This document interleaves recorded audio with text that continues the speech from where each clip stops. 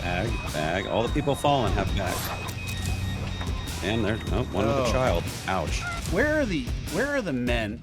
Where are the able-bodied men at the bottom of the slide? If you think your bag is worth more than somebody else's life, at least do it for yourself. Because what if that one difference is a couple seconds of you grabbing your bag is the difference where it costs you your life or an injury or something? And so that's of interest to our audience is, what does an evacuation look like, especially in international flight where you have 3 pilots? Welcome, everybody, back to another episode of Hangar Flying. It's me, Captain Steve. I'm joined by my co-host, Gary B. Pilot. Gary, how are you today? I'm doing fantastic, Steve. How are you doing? You look tanned, rested, and ready down there in Florida. I'm jealous. Yeah, it is. It's year-round weather. Sometimes it's a little too much sun, but hey, we got a lot to talk about, so I'm excited and I'm glad to be here. Yeah. So we got 2 topics I want to jump into today. I want to talk about. I watched this video, like a lot of us did, on that evacuation in Denver, and I've only seen it once. I want to watch it again. I want to watch it with you. I want to get your kind of initial reaction to it. It's a real head scratcher, this evacuation. And then I want to talk about the future of Spirit Airlines, but broaden that conversation to be what happens if an airline goes out of business, right? Does that ever happen anymore? What's the protocol with that? Is there one?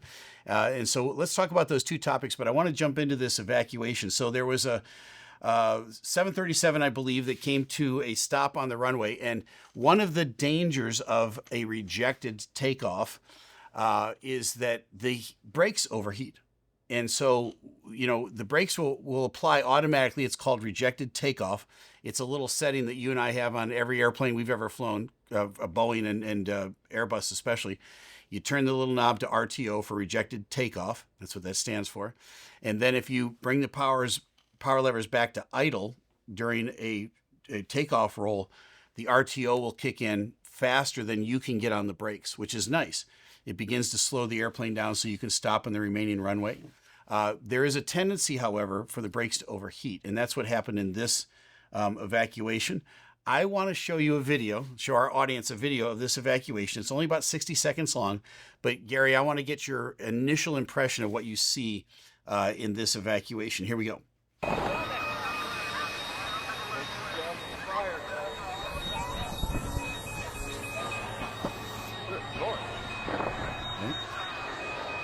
Lots of smoke, people coming down the chutes. Bags. All right. Fire trucks arriving. Bag. All the people falling have bags. And there's one with a child. Ouch. You okay? No, he's not.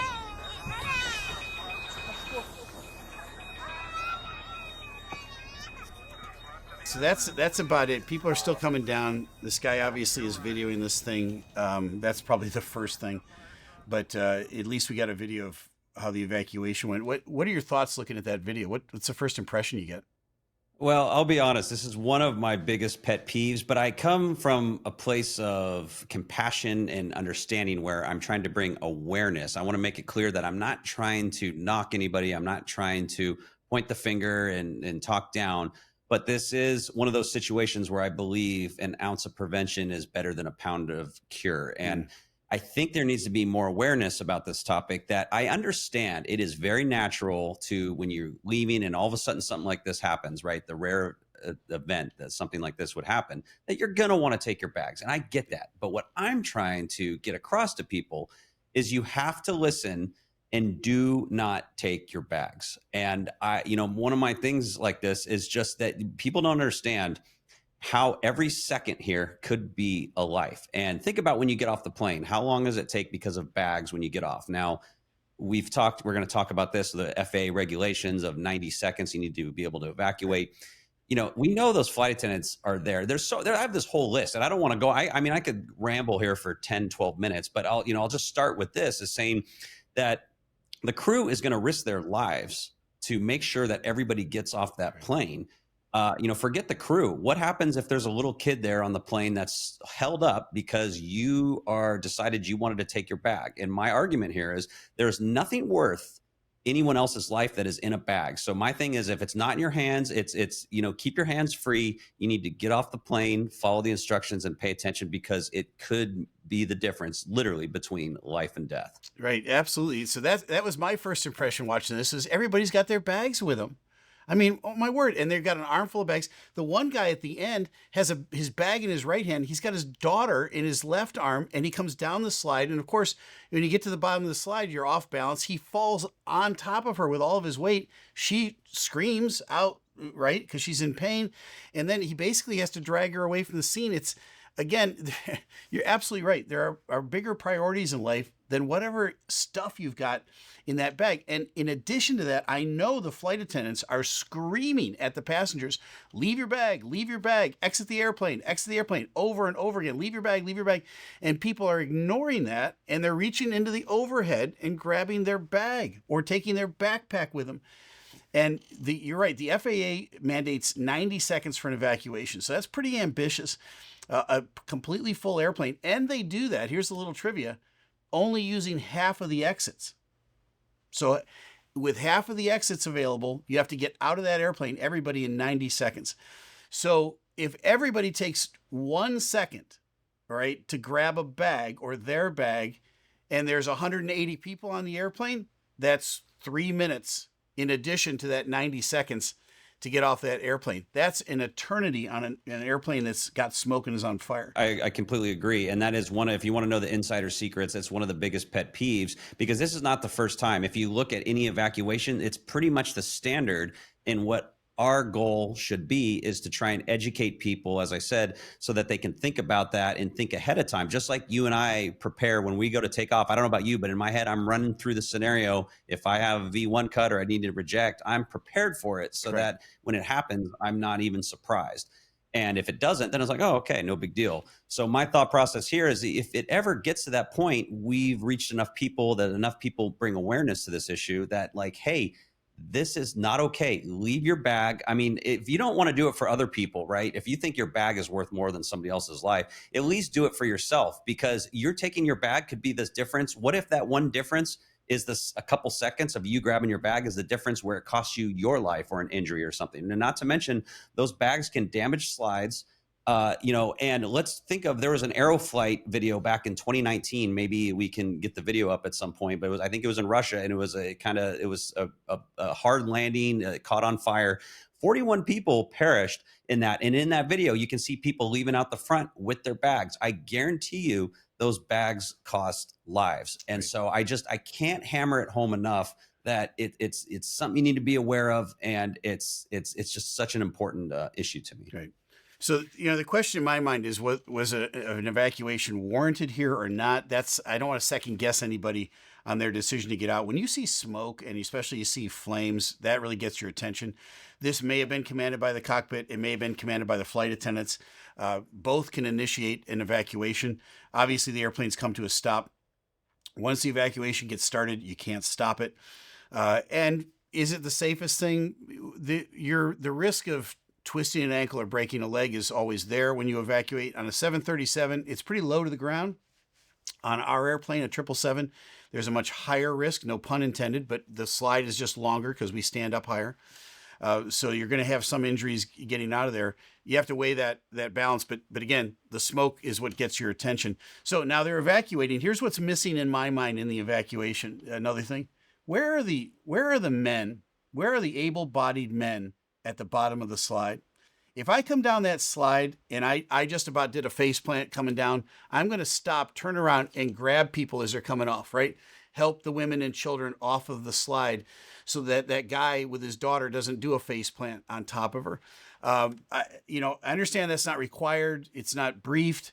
But I think that to me is missing. What are your thoughts on that? Well, it's a double-edged sword there, because remember, you're trying to follow the instructions. The instructions are get out, escape, and move away from the aircraft. Go upwind, by the way, and you want to be upwind of the aircraft and away. So, you don't want more people necessary, because if you had a bunch of people all together, you might actually impede the evacuation. So, it goes both ways. If we're going to say, hey, follow the instructions, evacuate. So I get that. So maybe, there could be some type of protocol where one person helps. And, I agree. But if you're gonna sit there and film, you might as well sit there and help instead of watching people with kids come down there. That's in Exactly. my opinion.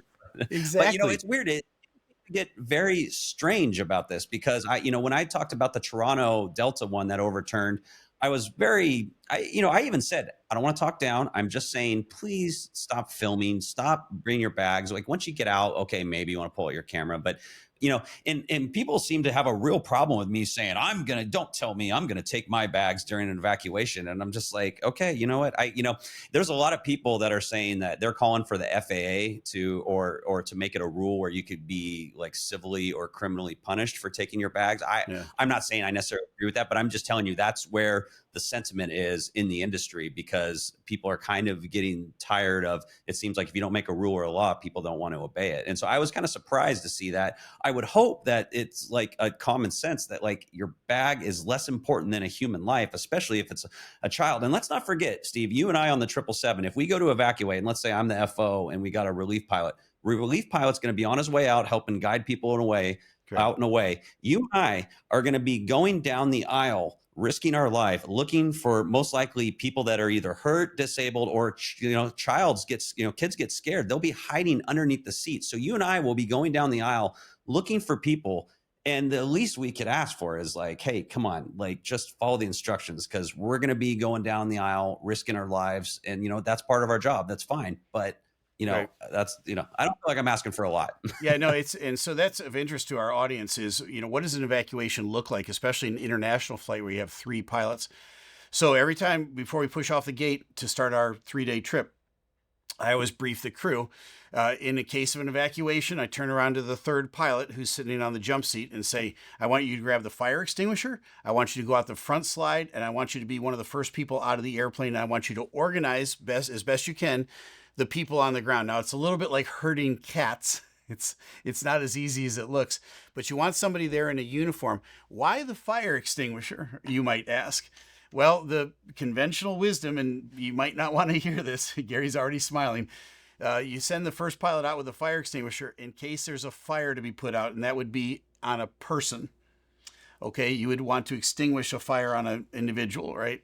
Having said that, we think about those things ahead of time. You and I, now the first officer and the captain, are the last 2 people off the airplane. So after everybody's evacuated and all the checklists are done, we go down our respective aisles, because there's 2 aisles on our airplane. We check the bathrooms. You got to open up each bathroom door. There's a bunch of bathrooms.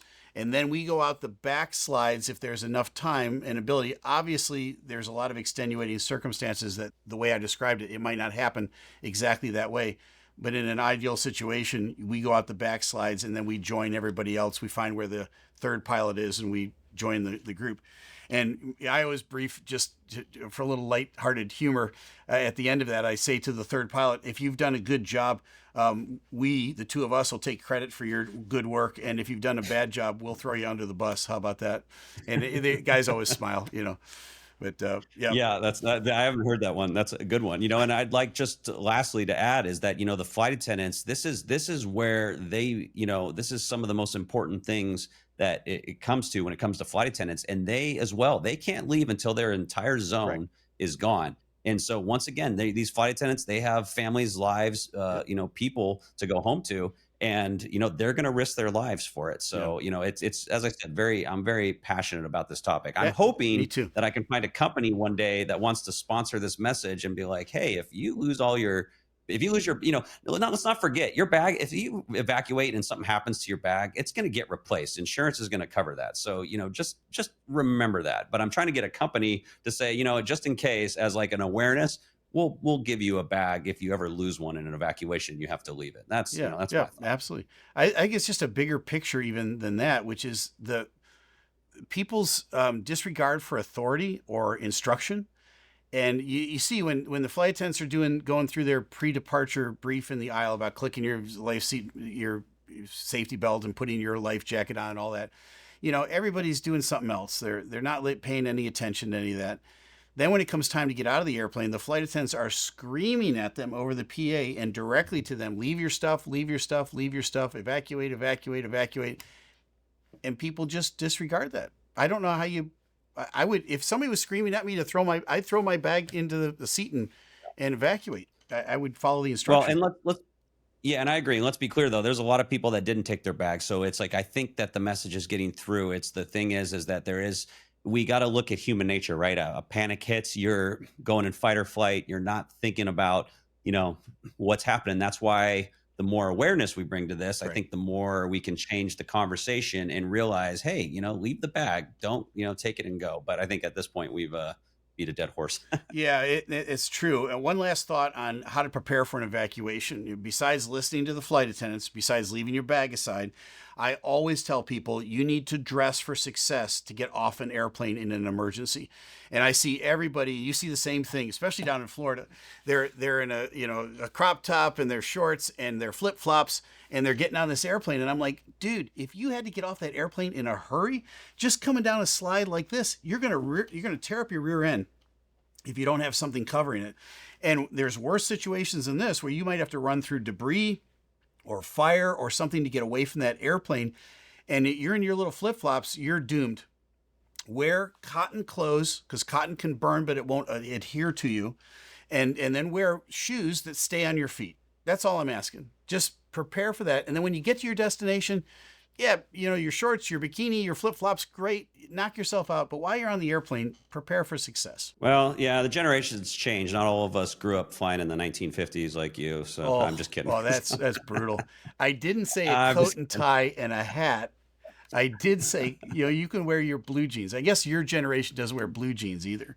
So, Yeah, no, I'm joking, but I know I agree. I think flip flop at the very minimum. Let's try to avoid flip flops in case you do need to get off the plane. So yeah. totally agree with that. All right, that was a good diss. I like that one. That was good. That was top shelf. All right.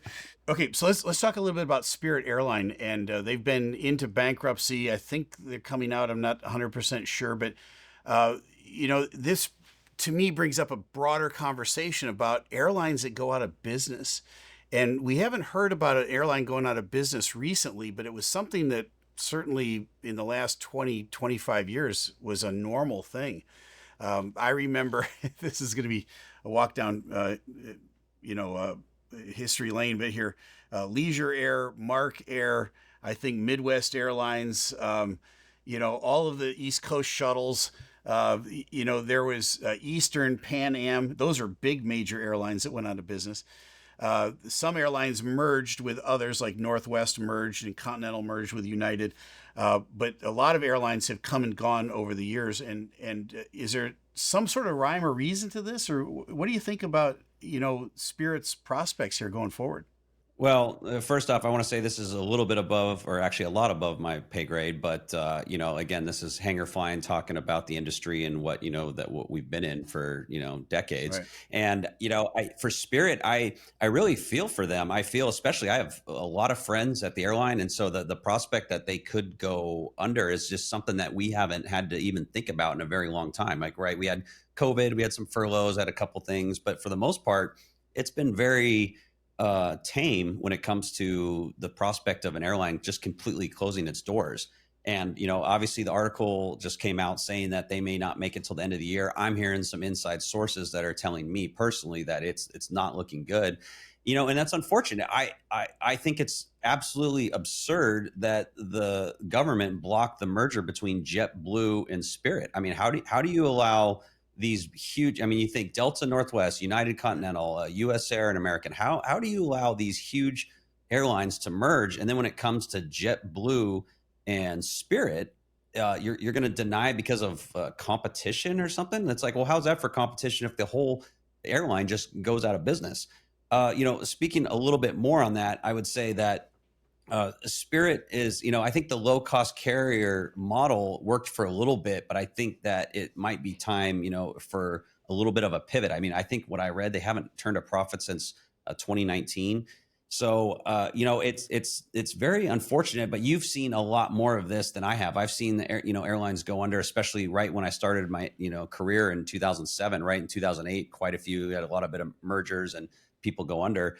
So, I don't know. My hope is that that they can save it and turn it around. But as I said, with the info I'm getting, it doesn't look very good. Yeah, you're right. The model might be flawed. There's lots of complaints about Spirit Airlines and the nickel and diming and all that stuff. There's a great book called Good to Great, and it's been out forever. Jim Collins wrote it. It's in my top 5 must read books. But in it, he talks about things that made companies go from being good companies to great companies, and it was just driven by the data. That's all.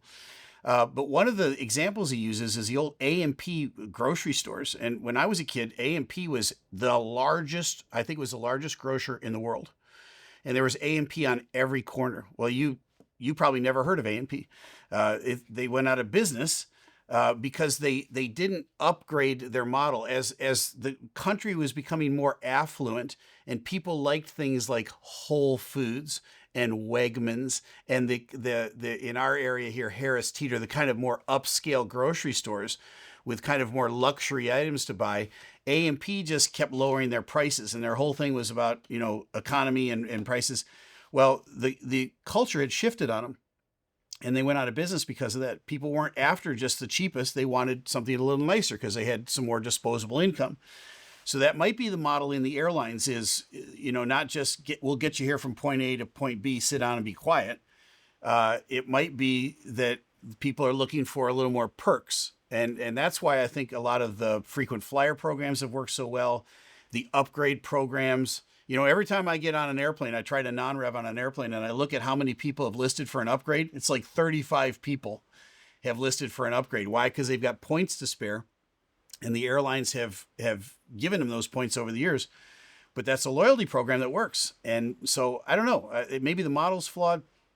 One thing, and I'll give it back to you, that's true about the airlines is we work on a extremely thin profit margin, if we even make a profit.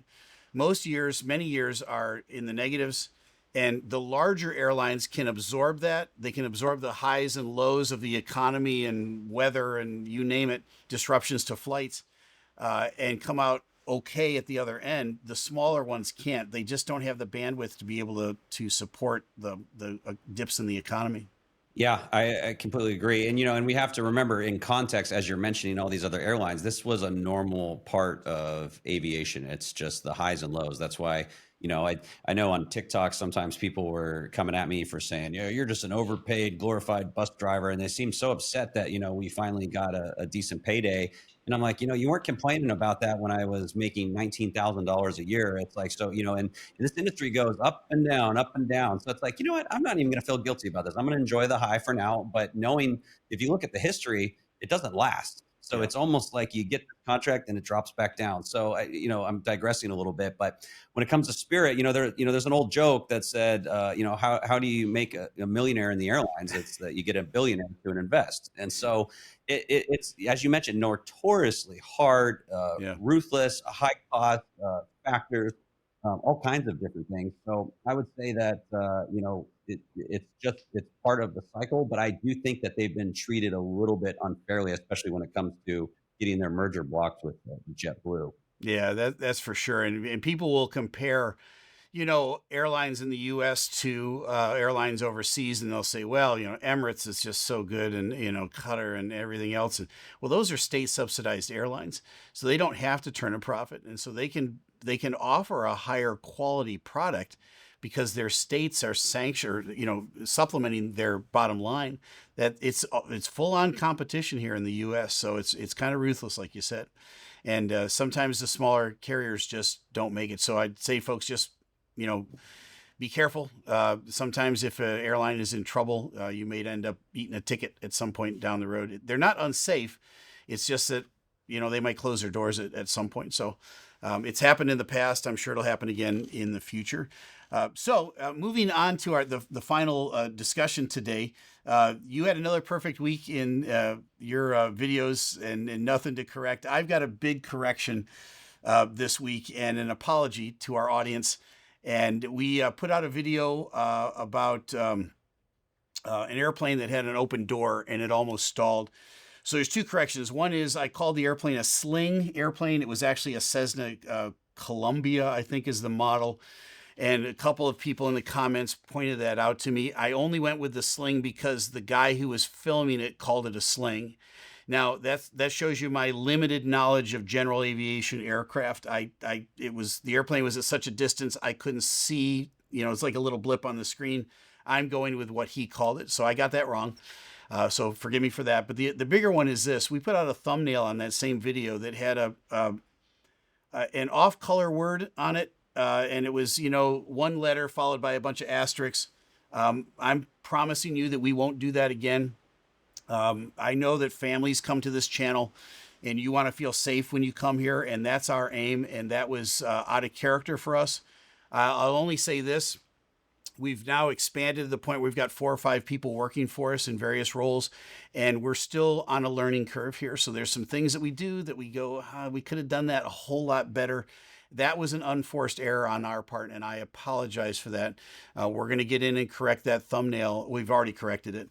But my apologies for any of you that had to see that, and my pledge to you that that won't happen again. All right. So thank you for your forgiveness on that one.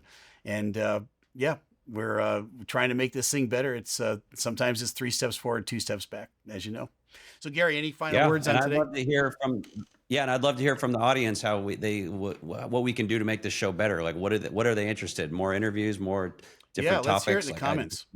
Right. Yeah, I'd love to hear it because it's a newer show or newest style what we're doing, and it's great to hear feedback and see how we can always improve. Yep, that's a great final word. So let's hear from our folks that are watching the program. And folks, thank you so much for joining Hangar Flying this week. I'm joined with my co-host Gary B. Pilot. Check him out, send some love his way on his channel, and we'll see you next week here on Hangar Flying. I'm Captain Steeve.